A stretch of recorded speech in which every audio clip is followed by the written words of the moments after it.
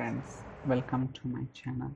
So మనం ఇప్పుడు దాకా డిఫరెంట్ సినారియో చూసాం కదా. సో ఈరోజు ఏంటంటే ఇంకొక సినారియో గురించి will try to understand. Okay, so బేసికల్గా మనకి ఇక్కడ ఒక టేబుల్ ఉంది.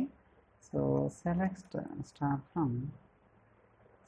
From location data. Okay, so ఇలా మనకు టేబుల్ ఉందండి. ఇక్కడ మనకి ఎన్ని రికార్డ్స్ ఉన్నాయి? సో 10 రికార్డ్స్ ఉన్నాయి ఫర్ ఎగ్జాంపుల్. సో అయితే ఇది జనరల్గా ఒక పెద్ద టేబుల్ అనుకోండి, ఒక 1,00,000 రికార్డులు, ఒక 2 lakhs లేక మిలియన్స్ ఉన్నాయనుకోండి. సో ఇప్పుడు ఈ ఫైల్ని స్ప్లిట్ చేయాలి అంటే ఈ టేబుల్ని మనం మల్టిపుల్ ఫైల్స్గా స్ప్లిట్ చేసుకోవచ్చు అన్నమాట. ఓకే, అది ఎలా చేయాలి ఏంటి అనేది కూడా ఈ వీడియోలో will try to understand. Okay, so first ఒక పైప్లైన్ క్రియేట్ చేద్దాం. So new pipeline demo data. So okay, so copy activity. So sorry, పేరు మారుతాను, data movement. Okay, so first మనకి డేటా సెట్ ఎక్కడ ఉంది? సోర్స్ ఏంటిది? SQL, destination blob storage. Okay, so source data set create చేద్దాం. Okay, so SQL server, Azure SQL, continue, source data set, linked service. Okay, so okay, ఎందుకంటే ఇక్కడ query తీసుకుంటాను. Of course మీరు query అనేవచ్చు, table అనేవచ్చు, మీ ఇష్టం అండి. Okay, so paste, click on okay. చూడండి ఇక్కడ సో మనం ప్రాపర్గా డేటా సెట్ అన్నీ కూడా డిఫైన్ చేసి మీకు కావాలనుకుంటే ప్రివ్యూ కూడా చూసుకోవచ్చు. ఓకే, సో ఇవన్నీ కూడా మనం ఇనీషియల్ డేస్లో డిస్కస్ చేసాం అనమాట. సో మళ్ళీ డిస్కస్ చేయాల్సిన అవసరం లేదు. దాని తర్వాత new data set, blob storage, continue, CSV, continue, so demo destination. Okay, so దాని తర్వాత లింక్డ్ సర్వీస్. సో ఫస్ట్ అది header, browse, source data files.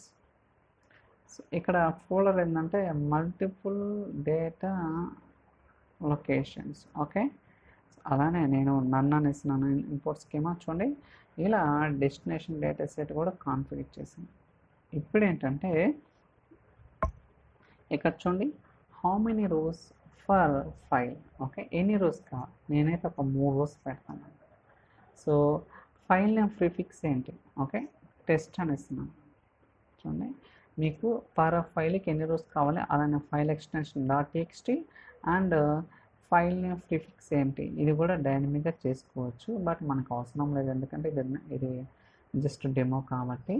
So ఇప్పుడు రన్ చేస్తే నేను ఏదైతే ఇక్కడ సోర్స్ డేటా సెట్ ఇక్కడ ఇది ఇచ్చా కదా, మల్టిపుల్ డేటా లొకేషన్స్ అనే ఫైల్లో మనకి 4 ఫైల్స్ క్రియేట్ అవుతాయి. ఎందుకంటే మనకి 10 రికార్డ్స్ ఉన్నాయి.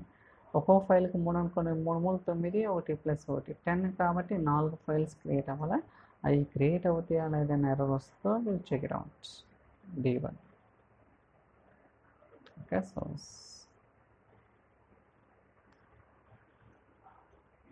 Let's see that. Refresh.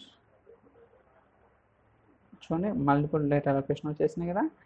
Test _00, test _00. ఇలా మనకి ఫైల్స్ అనేవి క్రియేట్ అయ్యాయి. ఓకే, డేటా ముందు కూడా చెక్ చేయాలి మనం. Okay, so edit. చూడండి డేటా ఉంది, కాకపోతే ఈ డబుల్ కోట్స్ మనం తీసేయచ్చు. It's not a big deal.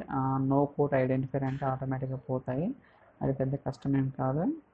So మనకి ఎడిట్. So 3 6 3 file 9